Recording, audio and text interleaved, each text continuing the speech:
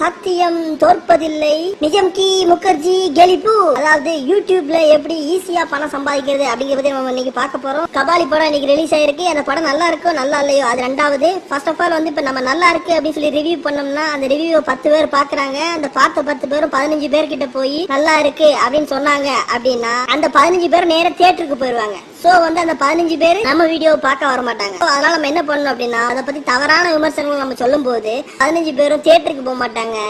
நம்ம என்ன சொல்லி வீடியோவை பார்ப்பாங்க. இந்த கபாலி படத்தை பாத்தீங்க அப்படின்னா 8,41,000 பேர் இங்க வந்து பாத்துருக்காங்க.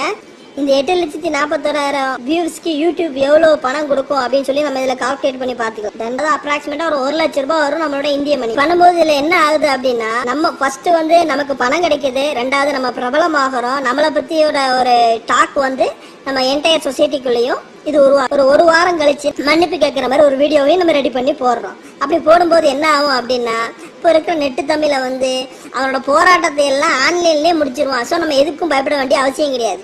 இப்போ நம்ம அபாலஜிஸ் வீடியோ வேற போட்டதுல என்ன ஆகி போச்சுன்னா இதுலயும் ஒரு 71,000 வியூஸ் வந்து நமக்கு கிடைச்சிருக்கு.